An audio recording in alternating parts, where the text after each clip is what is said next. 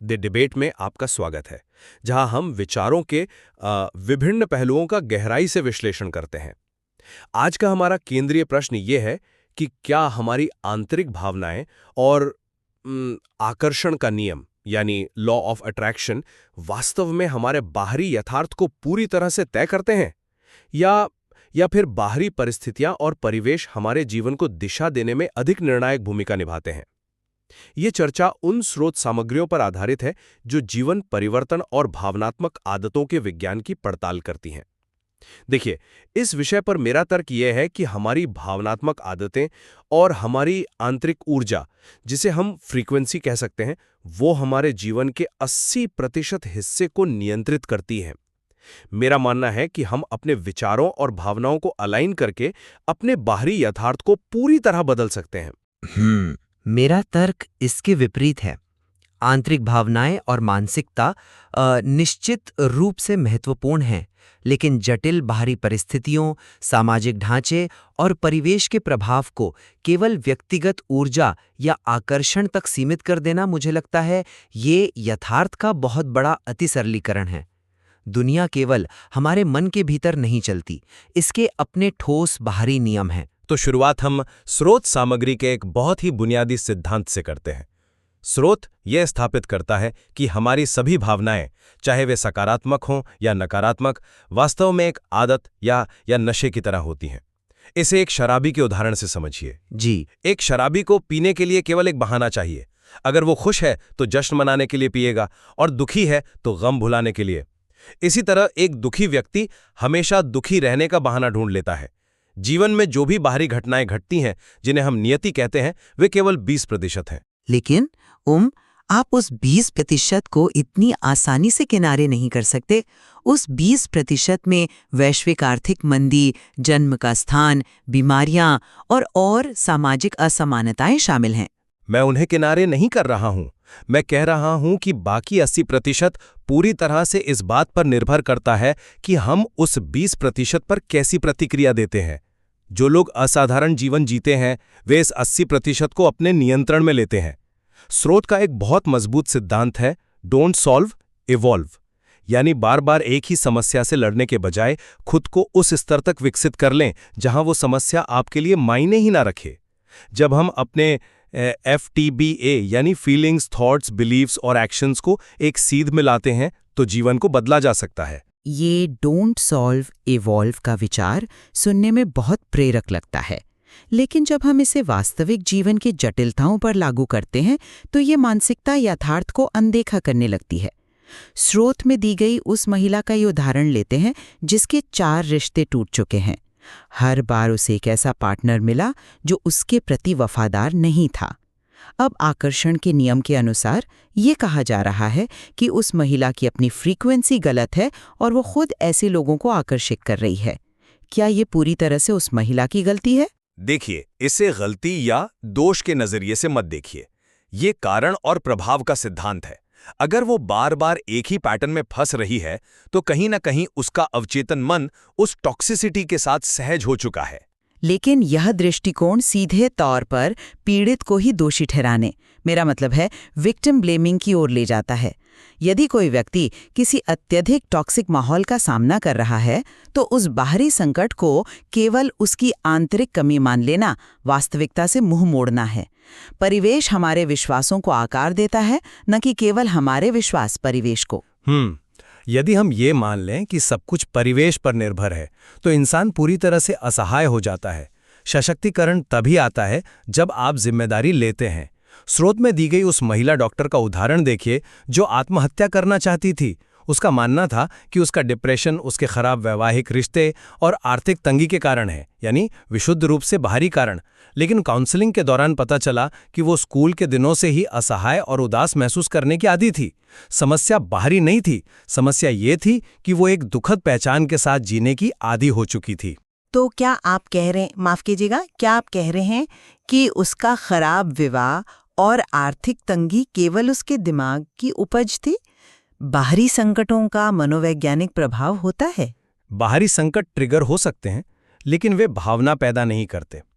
केवल 30 मिनट के भीतर जब उस डॉक्टर ने अपनी इस भावनात्मक आदत को पहचाना और उसे तोड़ने का निर्णय लिया तो उसका पैटर्न बदल गया और आज वो एक सफल लाइफ कोच है।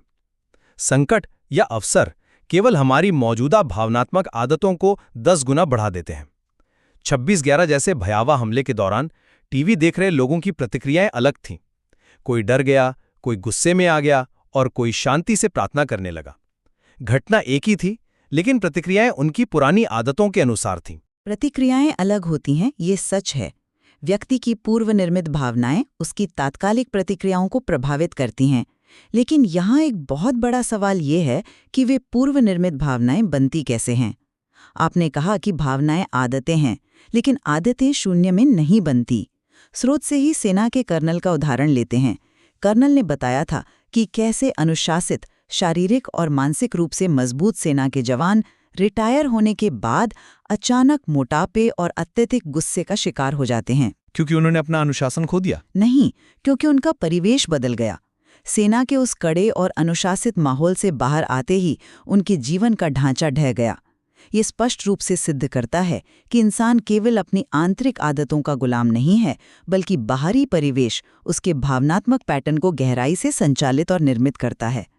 जब तक वे सेना के ढांचे में थे, उनका व्यवहार अलग था। इसी बात को स्रोत एक अलग नजरिए से समझाता है। वे जवान रिटायरमेंट के बाद इसलिए संघर्ष करते हैं क्योंकि उन्होंने अपने आंतरिक मानकों को उस बाहरी परिवेश के साथ जोड़ रखा था। उनका अपना कोई स्वतंत्र आंतरिक मानक या FTBA अलाइनमेंट नहीं था। जैसे ही परिवेश हटा, वे बिखर गए। निकोला टेस्ला ने कहा था कि यह पूरा ब्रह्मांड ऊर्जा और फ्रीक्वेंसी से बना है। जब तक हमारी भावनाएं और विश्वास हमारे लक्ष्य की फ्रीक्वेंसी से मेल नहीं खाते, हम भटकते रहेंगे। जब आप फ्रीक्वेंसी और ऊर्जा जैसे शब्दों का प्रयोग करते हैं, तो क्या हम इसे संज्ञानात्मक व्यवहार या कॉग्निटिव बिहेवियर के रूप में देख रहे हैं, या आप सच में किसी रहस्यमयी ब्रह्मांडीय ऊर्जा की बात कर रहे हैं जो घटनाओं को जादुई तरीके से खींच लाती है? यह कोई रहस्यमयी जादू नहीं है। यह मनोविज्ञान और न्यूरोलॉजी का संयोजन है। हम वही देखते हैं और उसी ओर आकर्षित होते हैं जो हमारे भीतर चल रहा होता है। उस महिला का उदाहरण याद है जिसका बॉस बहुत खराब था? हाँ, यूके वाली घटना। बिल्कुल। वो नौकरी छोड़ना चाहती थी, लेकिन जब तक उसने अपनी खुद की फ्रीक्वेंसी नहीं बदली, कंपनी बदलने के बावजूद उसे यूके में पहले वाले से भी अधिक खराब बॉस मिला। आप केवल अपना बाहरी परिवेश बदलकर समस्या से नहीं भाग सकते।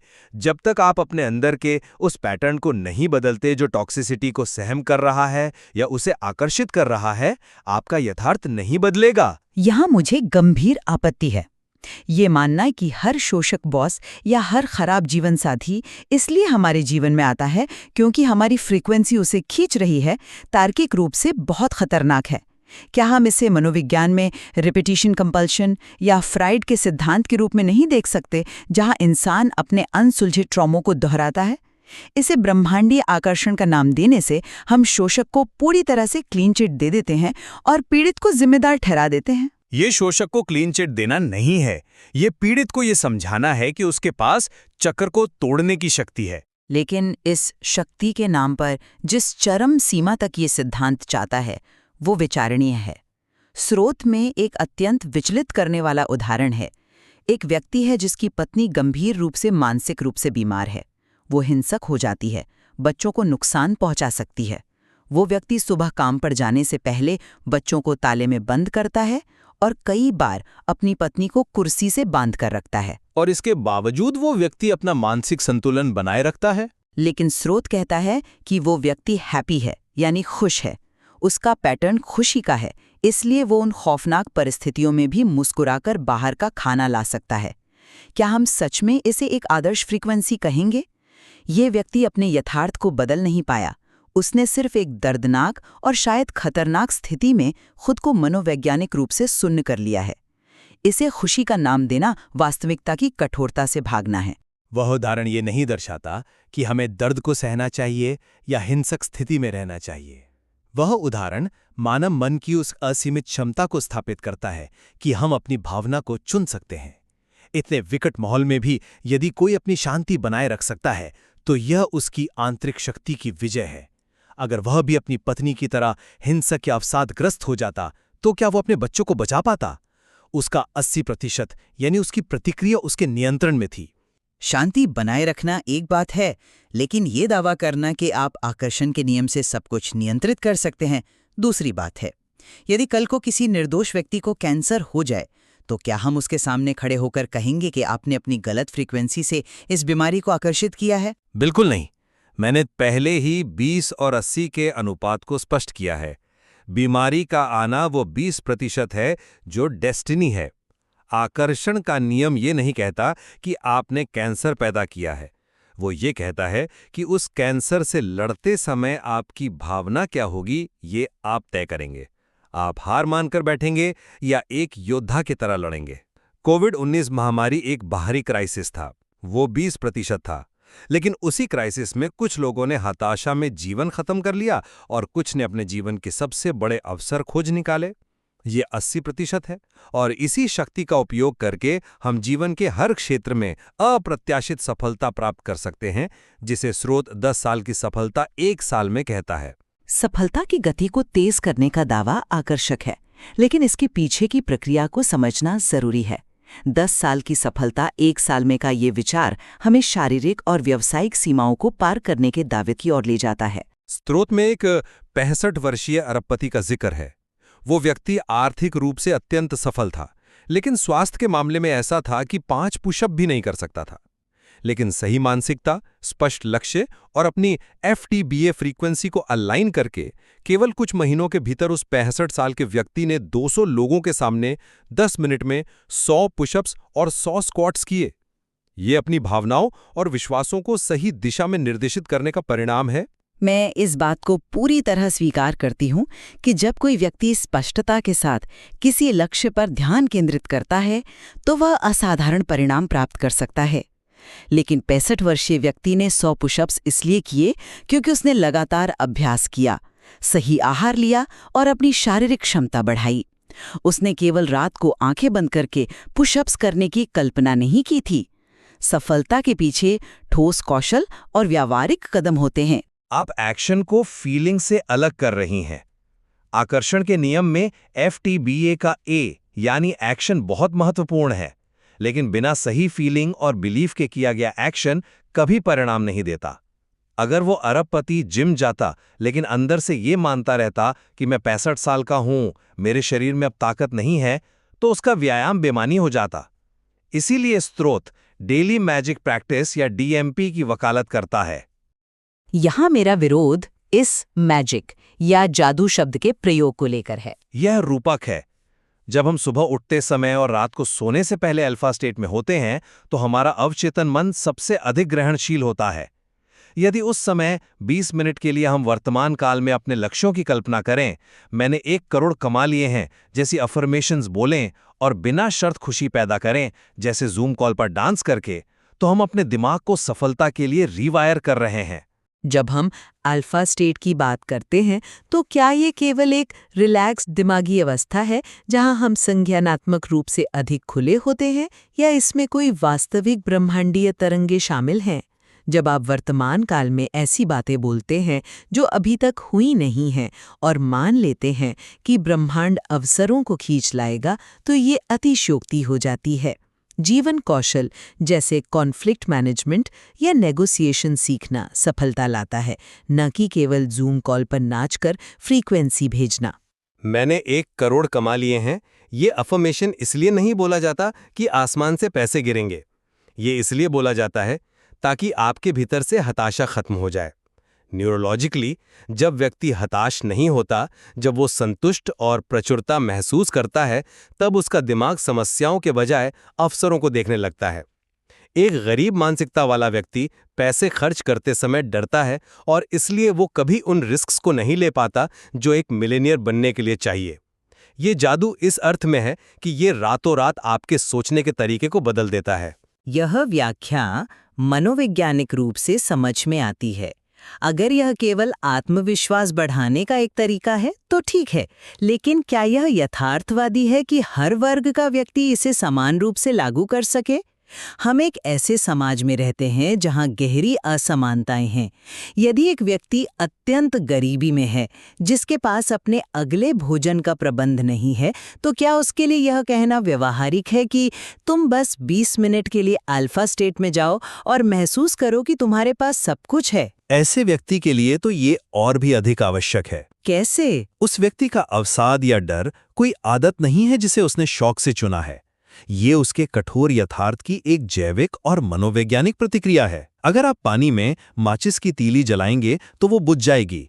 तीली में खराबी नहीं है, पानी का काम ही बुझाना है। आप हर तीली से ये नहीं कह सकते कि वो खुद को आग समझे। बाहरी ढांचा, अर्थशास्त्र और सामाजिक परिस्थितियां बहुत बड़े कारक हैं। मैं आपकी बात से सहमत हूं कि परिस्थितियां कठोर हो सकती हैं, लेकिन अगर वो गरीब व्यक्ति केवल अपनी गरीबी का रोना रोता रहेगा तो क्या उसका भोजन आ जाएगा? नहीं। अल्फा स्टेट और एफटीबीए अलाइनमेंट उसे उस हार मान लेने वाली मानसिकता से बाहर निकालता है। यह उसे यह सोचने पर मजबूर करता है कि मेरे पास क्या संसाधन है जिनसे मैं आज एक छोटा सा कदम उठा सकता हूं। यही तो फ्रीक्वेंसी बदलना है। ये एक बहुत ही बारीक रेखा है। मैं इस बात का समर्थन करती हूँ कि व्यक्ति को अपनी एजेंसी यानी अपनी कार्यक्षमता को नहीं छोड़ना चाहिए, लेकिन जब हम हर चीज को फ्रीक्वेंसी के चश्मे से देखने लगते हैं तो हम अक्सर उन व्यवस्थाओं से सवाल पूछना बंद कर देते हैं जो उस गरीबी या उस टॉक्सिक माहौल को पैदा कर रही हैं। मुझे लगता है कि हम एक ऐसे बिंदु पर पहुंच रहे हैं जहां दोनों दृष्टिकोणों का महत्व स्पष्ट हो रहा है। अगर मैं अपनी पूरी बात का सारांश दूं तो मेरा मानना यह है कि बाहरी दुनिया चाहे कितनी भी अनिश्चित, कठोर या असमान क्यों ना हो, हमारे जीवन का 80% हिस्सा हमारे ही हाथ में रहता है। ये 80% हमारी प्रतिक्रियाओं, हमारी भावनाओं और हमारी आदतों का है। अपनी आंतरिक फ्रीक्वेंसी को समझकर, अपने एफटीबीए को सही दिशा में अलाइन करके और हर स्थिति में डोंट सॉल्व इवॉल्व की मानसिकता अपनाकर हम खुद को असहाय होने की भावना से बाहर निकाल सकते हैं। ये दर्शन हमें अपने जीवन का शिल्पकार बनाता है, न कि परिस्थितियों का गुलाम। और अपने सारांश में मैं ये कहना चाहूंगी कि मानसिकता का सुधार, भावनात्मक बुद्धिमत्ता और सकारात्मक दृष्टिकोण निसंदेह अत्यंत उपयोगी उपकरण हैं। व्यक्ति को अपनी प्रतिक्रियाओं पर नियंत्रण रखना ही चाहिए और अपने लक्ष्यों के प्रति स्पष्टता रखनी चाहिए। लेकिन हमें इस बात को लेकर हमेशा सतर्क रहना चाहिए कि हम जटिल, पर्यावरणीय, वैश्विक और मनोवैज्ञानिक यथार्थ को नज़रअंदाज न करें। जीवन को पूरी तरह से आकर्षण के फॉर्मूले में बांध देना और हर बुरी स्थिति के लिए केवल व्यक्ति की आंतरिक ऊर्जा को जिम्मेदार ठहराना वास्तविकता की ज़मीनी सच्चाई की अनदेखी है। असली संतुलन इसमें है कि हम आंतरिक रूप से मजबूत बने, लेकिन बाहरी परिस्थितियों की जटिलता को भी स्वीकारें। शायद इसी संतुलन में इस विमर्श का सबसे बड़ा सार छिपा है। आंतरिक मानसिकता और बाहरी यथार्थ के बीच का संबंध ना तो पूरी तरह से एक तरफा है और ना ही बहुत सरल। ये बेहद जटिल, बहुस्तरीय और गहरा है। सहमत हूँ। ये एक ऐसा विषय है जिसे किसी एक फॉर्मूले में समेटना असंभव है। दोनों के बीच एक निरंतर संवाद चलता रहता है। हम आशा करते हैं कि हमारे श्रोताओं को इस चर्चा से दोनों ही परिप्रेक्ष्यों को गहराई से समझने का अवसर मिला होगा।